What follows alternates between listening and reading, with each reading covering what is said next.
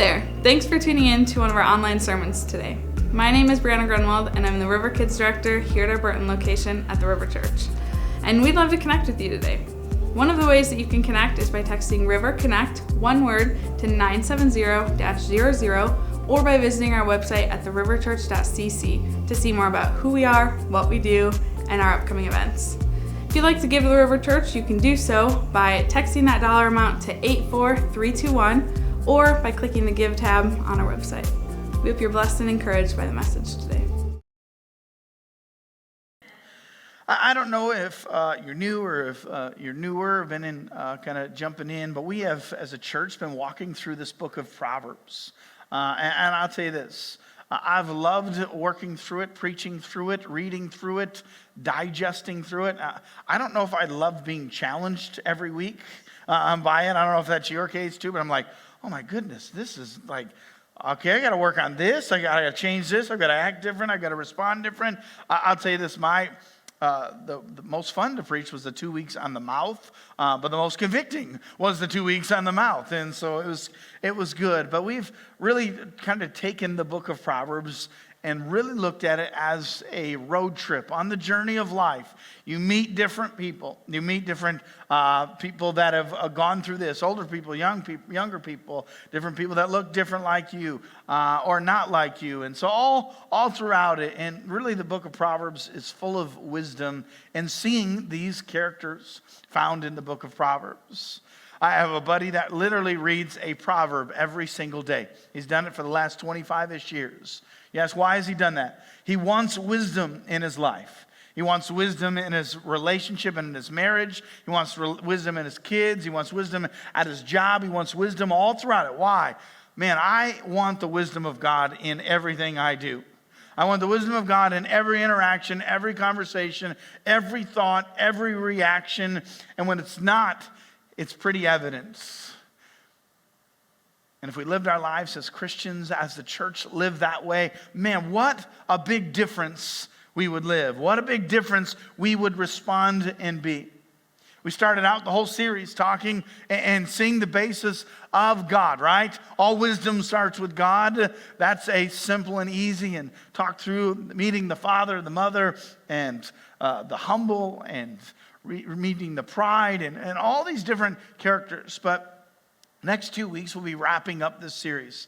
Next week, we'll be wrapping it up in Proverbs chapter 31 and seeing the Proverbs 31 woman and seeing how that applies in our lives and meeting that character. But this morning, we're going to be meeting the character of the poor, meeting the poor person, the poor man. It's interesting as we preach through this and talk through this. This is a harder message to preach because I don't mean to paint everyone with a broad stroke, but I think as a whole, as the most part, we as American Christians don't quite grasp the severity of what poor is. Most of us slept in a bed last night. I can't say everyone.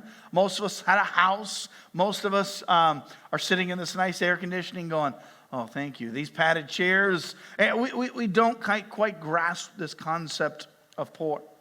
I've had the opportunity to walk, I don't even call them the streets, I would call them these dirt paths of South Africa, in Durban, South Africa, the AIDS capital of the world, and seeing kids run households. I'm not like teenagers, I'm talking 9, 10, 11-year-olds running households. I've had that privilege, and it's just a mind-blowing thing where I walk by, I don't even want to say a house or a shack. They've picked up pieces of trash and made it a wall. And you walk into these homes and they're dirt floors, and they've made these like rock bases, or just they've sewn little ways where they can sleep on not ground floor. And so I'm like, oh, that's poverty. That's poor. We as American Christians are, I don't mean to sound offensive, but are pretty spoiled. We're pretty spoiled. We have things pretty good. I will say this, we have been given way more than really most of us deserve. I do want to point this out. If none of us got anything else in this life and simply got Jesus Christ to die on the cross for our sins, that would be enough grace and blessings in our lives. And we must see that and understand this. But poverty is an interesting and real thing, not just in South Africa or other third world countries, but in our communities. in our worlds. See, poverty is caused by a variety of factors: birth, family of origin, country of origin, disabilities, economic opportunities, war, famine, disease. There's so many factors that really contribute or create this concept of poverty or being down on your luck, as the book of Proverbs writes. But Proverbs references the rich man and the poor man, references the rich and the ones that have need. It talks about the different characters of friendship and interactions and family and lending and all those different dynamics of the rich and the poor. But at a base level, I'll tell you this: Proverbs encourages us to care for the poor. Proverbs encourages us. I'm going to take it a little stronger. Proverbs commands us.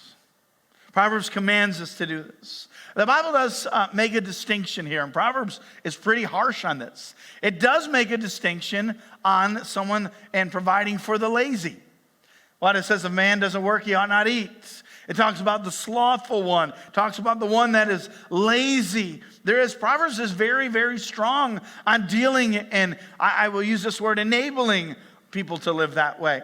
And so it is. It really talks about that. I know we preached on laziness a few weeks ago, and that really ties into this message. And even last week, talking about kings and how they care for people. Realizing that every good and perfect gift comes from above. Everything you have, everything we have in this life is God-given. Everything. Don't well, I earned this. No, you didn't. Yeah, your company may have written you a paycheck with your name on it, but God gave it to you. God gave you that opportunity. God gave you that gifting. God gave you that position. God did it. You must see that and understand that. You can't even read the book of Proverbs without thinking about this word sovereignty. It's a big word, but simply means God is in control. His plan is perfect. His will is good, whether we see it, understand it, like it or not. God is in control, and God has blessed you. God has blessed me. I could sit up here and talk about them all day. Talk about the blessings of God. But God has placed it. In Proverbs chapter 22, verses 2, we really see the rich and the poor meet together. The Lord is the maker of them all. The Lord is the maker of them all. God has given. In his divine sovereignty, he sees and understands why or why not. I don't know why I've been blessed to live at a place where I can get up and preach and I'm not worried about somebody coming in to arrest me. I don't know why I get to preach in air conditioning. I don't know why I get to sleep in a bed last night, but guess what? I can come to that conclusion of saying, thank you, God. Thank you, God. See, God has given us really way more than we really even need or understand. But there is this concept that I'm terrible at. This is not a preaching out of place of superiority. If anything, I'm probably preaching to myself over the next couple minutes. This word contentment. Contentment. I'm terrible with contentment. Just all cards on the table this morning. I'm terrible with it. Like, okay, God, you did so great for me yesterday. What do you got today? Right? It's such a tough balance because God, I want more. I want to see more. God, you've blessed me so much, but I want to see more blessings. I want to see more people receive Jesus. I want to see more baptisms. I want this. I want that. Realizing and saying, okay, God, I'm content with what you've done. I'm content with where you have me. But God, can I have some more? Right? It's such a fine line because we all have been called to ask for the blessings of God. We all have said, okay, God, ask. God has told us to ask. But this word contentment is difficult. It's difficult for me. Paul talks about it in Philippians chapter 4. I think gives us the whole key. I rejoiced in the Lord greatly. This is Paul writing to the church of Philippi. That now at length you have revived your concern for me. You were indeed concerned for me, but you had no opportunity. Not that I am speaking of being in need. For I have learned in whatever situation I am to be content. I know how to be brought low, and I know how to be abound. In any and every circumstance, I have learned the secret of facing plenty and hunger, abundance and need. He gives us a secret. It's not about accomplishing anything. It's actually about maintaining this concept of contentment. I can do all things through him who strengthens me. You know what that means? God, I can get through anything as long as you're with me. I can get through if I've got a lot, if I've got nothing, if I see how tomorrow works or if I don't. Man, that puts us right back at the Lord's Prayer. Give us this day our daily bread. I know you'll provide for today, and I'm good with it. I may not see how tomorrow's going to work. That puts us in a place of faith and trust. Man, I can get through it if God's with me. There's your hope for any message you've ever heard preached. There's your hope for any struggle you've ever gone through, realizing that I can get through anything because I know God is with me in it. I always love saying this to my kids. I say this, I probably said it to some of you. If God's not in it, I don't want to be in it. If God's not in it, and everything, I don't want it. I want to get as far away from it. I've been hard-headed. I've tried to do it on my own. See, I found myself in the car going, God, let me drive. You get out of the way. Let me drive because I want to control where we're going. I want to control what's happening. I want to control when in reality he's just probably shaking his head. It's just Caleb again. Right? So we struggle with this concept of control or contentment. See, man, if God's driving the car, I just want to, I'm good with the trunk. I don't care. God, let me be a part of it. Let me see it. But for some dumb reason, I just want to grab the steering wheel out of his hands. I want to drive. I want to go my direction. I want what I want, realizing that control is the enemy of contentment. Control is the enemy. Realizing, God, you're good. God, your plan is perfect, and I can get through it because I know you're walking and you're planning it for me. And I don't know if there's a better example of contentment other than Job. If you read the book of Job, it's a great picture of contentment. If you don't know much about Job, Job was a rich man. Lots of kids, lots of homes, lots of cattle.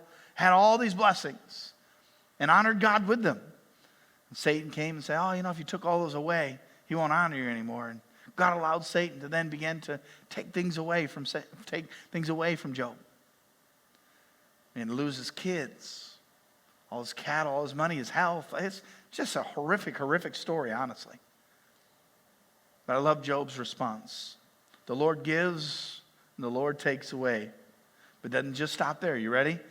Blessed be the name of the Lord. Blessed be the name of the Lord. The Lord gives, the Lord takes. Wherever I'm at, blessed be the name of the Lord. Blessed be the name of the Lord. Man, can the American church hear that message? We don't like that. Well, that prosperity gospel, that, be a Christian, I'm going to be a millionaire. I'm going to have this, I'm going to have that. When in reality it says, God, whatever you do, you're good. Whatever you do, you're good. Because we know money changes. Money can change you. Proverbs references that in Proverbs chapter 19, verse 1. Better is a good person who walks in his integrity than one who is crooked in speech and is a fool. Proverbs chapter 28 echoes that same similar verse. Better is a poor man who walks in his integrity than a rich man who is crooked in his ways. What do we know? Jesus references this. It's easier for a camel to go through the eye of a needle than a rich man to enter heaven. What does that mean? See, when that money comes in, we want to control it. We want to control how it's given away. We want to control how much we make. That control aspect. I'm thankful for the next verse where Jesus references says, well, you know what? We may think, that's going to be impossible that a camel could make it. And then what? God, he says, with God all things are possible. Thank you, Lord, right? But we know that money can change. You may know people that way. Wow, they changed. They got this or they got that. The Bible says, what is it worth for you to gain the whole wide world and lose your soul? And that's what money has done, honestly, to the American church. The care for Christ, the love for the poor, the care for the ones in our communities. We don't do it. We're like, we like our comfortable seats. We like our air conditioning. We like it how we like it. And when you mess it up, I'll go find somewhere else to go to church. Like, wow, that's offensive. No, that's the truth. Rather than putting ourselves at a place that says, God, whatever you're doing with us, I'm good. Just allow me to be a part of it. Just allow me to see it. But we have been called to care for the poor. Proverbs really commands us to do this. See, a characteristic or an identity of the church should be this word generosity. Generosity. God, you've given me so much. If I've got to convince you that God has given you so much, maybe you need to begin to examine what Proverbs says. God has given me so much. God, how can I live more generously? God, you put people in front of me. You put instances. You put issues. You put needy in front of me. Not just on a Sunday morning sitting in seats, but on a Wednesday or a Thursday or a Friday when you're uncomfortable, when you're not sure what to do. God, put those instances, put those opportunities in front of me. I will live the way you've called me to live. Living generously. A heart of generosity, hands wide open. God, you've given me so much, I want to live that way. God, you've given me so much, you've blessed me so much, I want to live that way. Proverbs chapter 14:21, whoever despises his neighbor is a sinner, but blessed is he who is generous to the poor. Proverbs 19:17, whoever is generous to the poor lends to the Lord, and he will repay him for his deed. Well, I'll tell you this. If it's simply God giving blessings, that's enough for me. That doesn't necessarily mean monetarily, okay? Well, I was able to be a blessing. Oh, that means I'm going to get 10 times what I just gave. No. Doesn't mean you're going to get to drive a Ferrari or a Lamborghini, okay? Like if it's simply the peace of God that passes all understanding is the blessing, that's enough for me. I can guarantee you this. Every single person in this room, every person participating online would say the same thing. It's the peace of God over driving a nice car. Give me that peace of God. Some of you are like, you don't know the car I drive. Trust me, you want it. Right? You want it. Whoever has a bountiful eye will be blessed, for he shares his bread with the poor. You see, it's easy for us to shield our eyes from the needs. I know, I do it too. Somebody has needs, you're like, I didn't see it. I don't know what you're talking about. They're standing right there. Not paying attention. Not listening. Man, that reminds me of another story, the Good Samaritan. Reminds me of the Good Samaritan. You know, that story, Jesus is telling a parable, made-up story, but it really was a cultural story where a man is beaten, left by the side of the road. A religious leader, Pharisee, walks and sees him and does what many of us do. I don't see this guy. I don't know what he's talking about. And walks on the other side of the road. I can't get near him. Then a Levite. I like to compare somebody that's grown up in church their whole life. They know all the right words to say. They can act it. They look the part. Sees him and does the same thing. Walks on the other side of the road. Then a Samaritan. Really? One that hates the Jews. The Jews and the Samaritan hated one another. There was racial divide. There was prejudices between them. Sound familiar in our world, right? They saw that, I know what the Good Samaritan did. He got down on his knees, bandaged his wounds, put him on his donkey and walked him to an inn, paid an innkeeper, said, if there's more bills for when he gets healthy and healed, let me know. I'll come back by and pay them. You're like, what was the big difference? He saw the need and he cared for the need and he acted. To see compassion is an action verb, not a feeling. Like, well, it's probably a feeling. I know. Probably defined that way. It's a feeling. But if you just have compassion in your feeling, you don't respond to it, it's not real compassion. Not real. So it's easy to go, man, I feel like I probably should jump in. But if you're sitting in your seat and not doing and living it out, that's not really living out what God has called us to do. Living it out, your compassion. Caring, I see it, I identify the need, and I care. Looking for those opportunities. A few years ago, I was driving my kids to school. And we have this tradition. I'll buy them donuts one day a week, okay? Every week. They have to pick, they have to negotiate with one another and figure out if it's donut day, all right? And so we stop by Tim Hortons at Sashbaugh and Maybe on the way to school. And so get them donuts. And I remember this day, I was getting them donuts, pull up to the window, and the lady says, "Oh, you're all taken care of. The car in front of you paid for your donuts." It's like $8. I usually get 2 donuts a piece and a chocolate milk a piece. I'm like, $8? Oh, that's really nice. So I did what all of us would do, right? All right. Well, let's do it for the car behind us. Let's pay it forward. Let's keep it going. And I said, okay, sounds good. Let me go check and see how much it was. $28. They bought the whole bag of coffee. It was a trick. They tricked me. They lured me in. No, legit. God's my witness. It was like, what in the world? But I paid it because only reason is because I had already given her my card, right? Like, well, let me pay half of it. No, but that's what we do, right? That's what we do. Rather than going, God, you blessed me so much. Let me pay it forward. Let me give that opportunity. Let me be a part of it because I want to see that blessing over and over and over and over again. Because I want you to be a part of it. See, it's looking for those opportunities. It's looking to be a part of those and seeing. See, Jesus in Matthew chapter 23 references this in the woe statements. And the woe to the religious leaders. Woe to the church. He tells them they're devouring the widows. They're devouring the widows' houses and taking advantage of the poor. He's telling the religious leaders this. Woe to you that do that. The sad part about that's the church in America.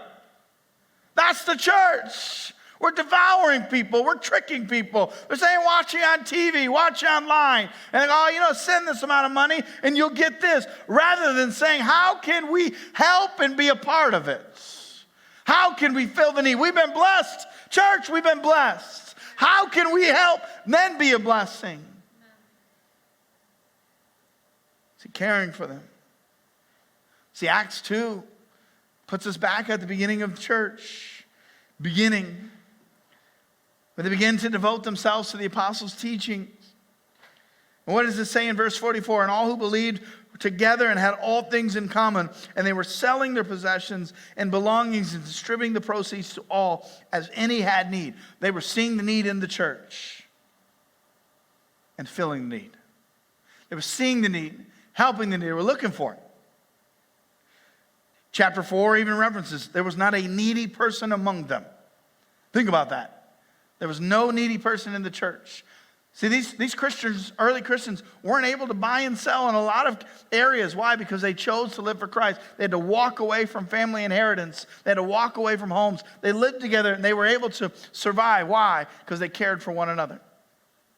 The sad thing about what COVID did to the church, it secluded us even more. It wasn't just 6 feet apart. It might have been 6 miles apart. Emotions, needs, feelings, thoughts.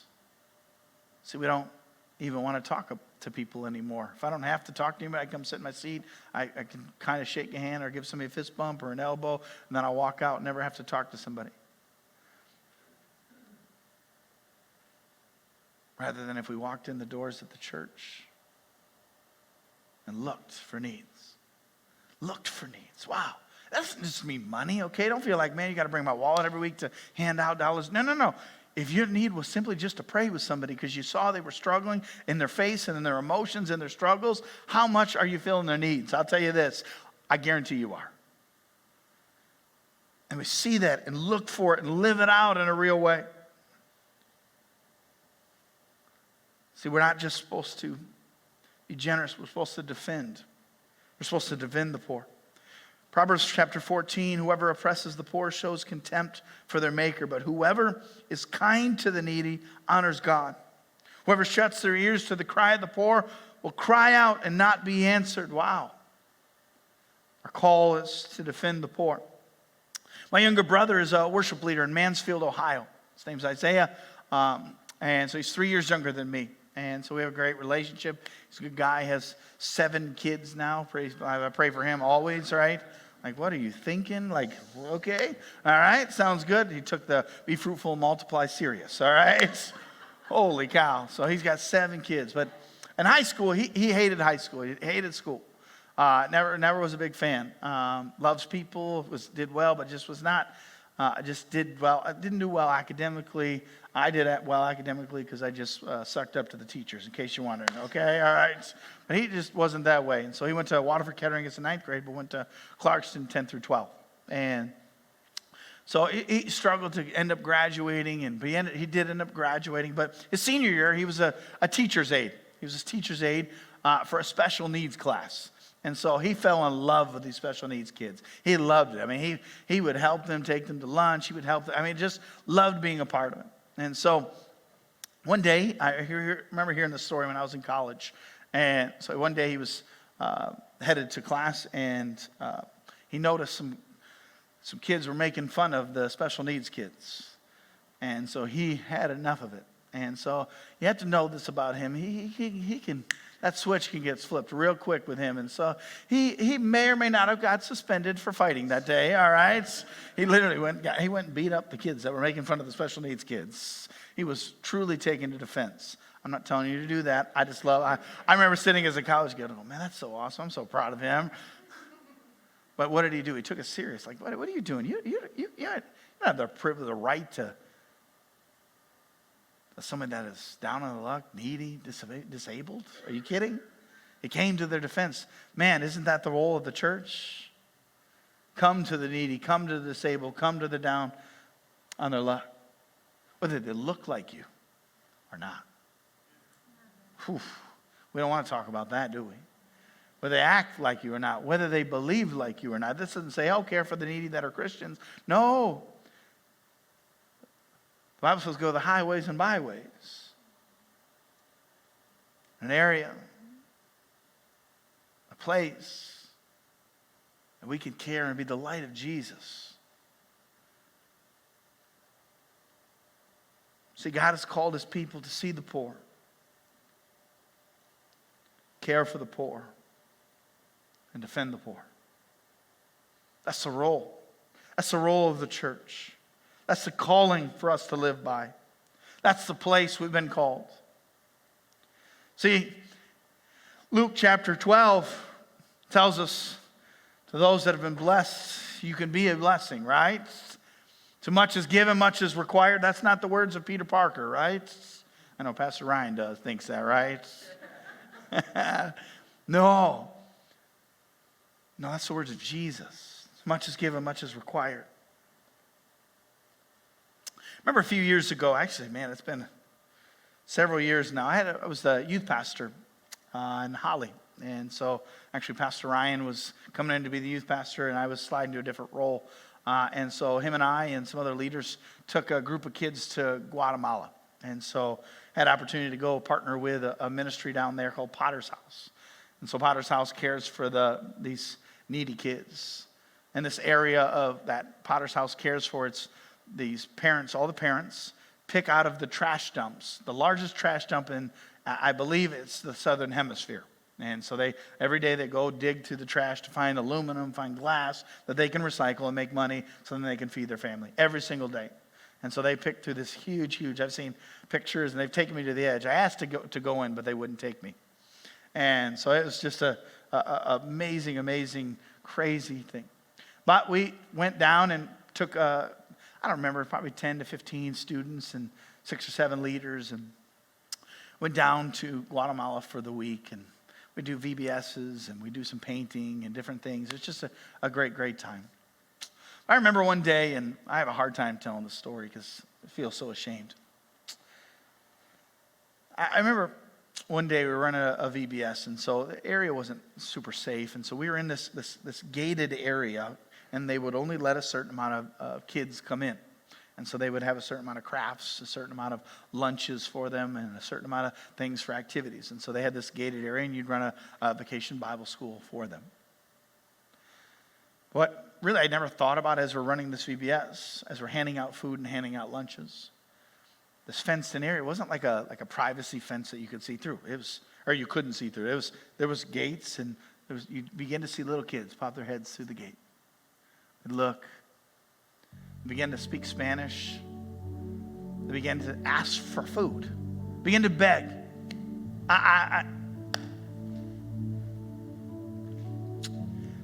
Ryan you can ask him later on. But he remembers, he watching my face, and it was killing me. It was killing me watching these little kids. I remember seeing this little girl. It's a visual I'll never forget the rest of my life. And this is like 10 years ago. I remember seeing this little girl. She had to be like 3 or 4 years old. And she wasn't by herself. She was holding a baby, like 8 months old. I'm thinking, this little baby is raising this baby. And they weren't able to come in. I don't know why. I don't know how Potter's House picked who came in or not. But I knew one thing. They were begging and pleading for food.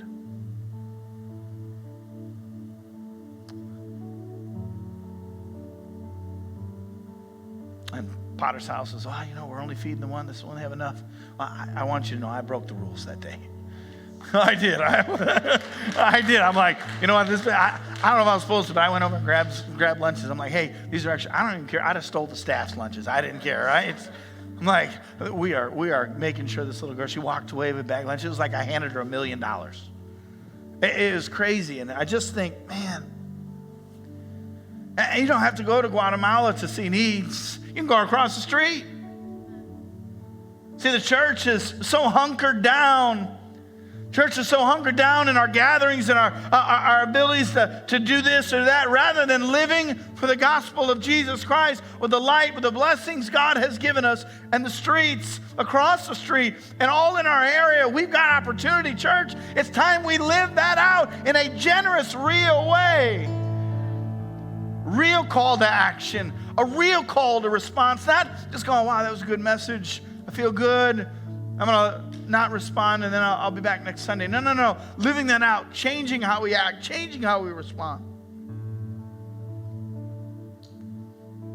Doc Johnson, who has preached up here over the last couple years, one of our pastors on staff, he always says something. He may have said it here. That goes in. He says, we're blessed to be a blessing. He does. He says, I'm blessed to be a blessing. And so I leave that today. You are blessed to be a blessing. Look for it. Look for it. Not passively, not shutting your eyes, but go, God, you showing, you revealing, you put it in front of me. You give me that opportunity. You give me the ability. You've blessed me so much. How can I now be a blessing today?